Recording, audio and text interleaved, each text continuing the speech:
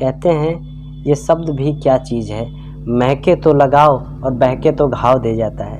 नमस्कार दोस्तों, मेरा नाम है अविनाश मल्होत्रा और मैं लेके आया हूँ एक छोटी सी कहानी। ये कहानी है एक राजा की जो अपने मंत्री और अंगरक्षक के साथ जंगल में शिकार के लिए गए होते हैं, जहाँ पे रास्ता वो भटक जाते हैं और बहुत देर से राजा प्रयास करते हैं, कोशिश करते हैं, पर उन्हें रास्ता समझ नहीं आता है। थोड़ा सा और घोड़ा दौड़ाते हुए आगे बढ़ते हैं और उन्हें एक छोटी सी कुटी दिखाई देती है।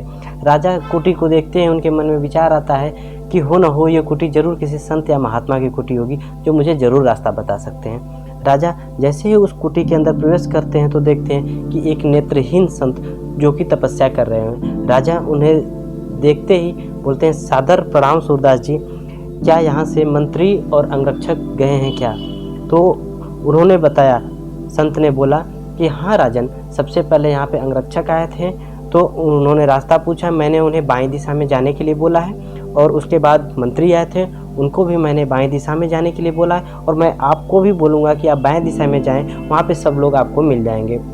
राजा संत को प्रणाम करते हैं और बाईं दिशा की तरफ निकल जाते हैं। थोड़ा सा आगे बढ़ने के बाद राजा को उनके मंत्री मिलते हैं और फिर उसी क्रम में जैसा कि संत ने बताया था, थोड़ा सा और आगे बढ़ते हैं और उनको उनके जो अंगरक्षक हैं वो भी मिल जाते हैं। सबके मिल जाने के बाद फिर जो मंत्री होते हैं वो बोलते हैं, महाराज क्या अब हम शिकार पे चलें? तो जो राजा होते हैं वो बोलते हैं, नहीं, हम शिकार पे अभी नहीं चलेंगे, क्योंकि राजा के दिमाग में एक प्रश्न होता है, एक सवाल होता है जो उन्हें बहुत ज़्यादा परेशान किए होता है। बहुत वो परेशान हो जाते हैं कि जब वो संत जो थे वो नेत्रहीन थे, वो कैसे पहचान किए कि पहले अंगरक्षक आए, फिर मंत्री आए और फिर राजा आए, जबकि वो देख नहीं सकते थे।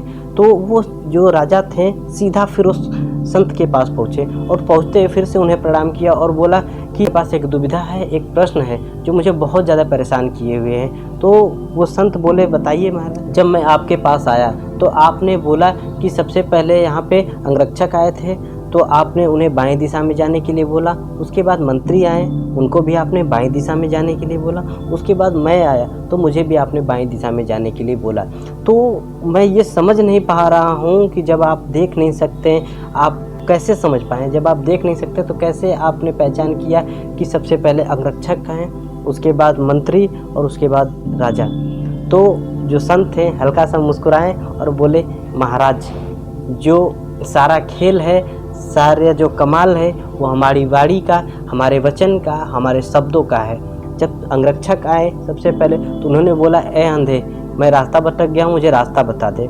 तो मैंने उन्हें रास्ता बता दिया बाईं तरफ जाने के लिए। उसके बाद मंत्री आए, उन्होंने बोला, बाबा मैं रास्ता भटक गया हूँ, मुझे रास्ता बता दीजिए। तो मैंने उन्हें रास्ता बता दिया। और जब आप आए तो आपने बोला, सादर प्रणाम सूरदास जी, मैं रास्ता भटक गया हूँ, मुझे रास्ता बता दीजिए। तो मैंने आपको भी रास्ता बता दिया। ने बताया कि जिन शब्दों का चयन लोगों ने किया उस हिसाब से पता चलता है कि कौन से लोग यहाँ से गए हैं, तभी उसी हिसाब से मैं आपको बता पाया कि कौन पहले आया और कौन बाद में। ये बात सुन के राजा संत को प्रणाम करते हैं और बोलते हैं, ये बहुत बड़ी बात आपने मुझे सिखा दी। तो दोस्तों, ये छोटी सी कहानी हमें सिखाती है कि हमें अपने शब्दों का चयन कैसा करना चाहिए।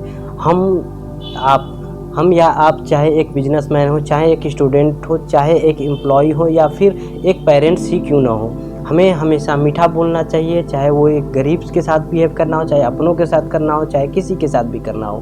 कहते हैं ना कि शब्दों के माध्यम से ही हम अपनों को पराया और पराये को अपना कर जाते हैं। तो इसीलिए हमेशा हमें मीठा बोलना चाहिए, अपनों के साथ अच्छा व्यवहार करना चाहिए, क्योंकि दोस्तों वाणी में बहुत शक्ति होती है। कहते हैं कड़वा बोलने वाले का शहद भी नहीं बिकता और मीठा बोलने वाले की मिर्च भी बिक जाती है।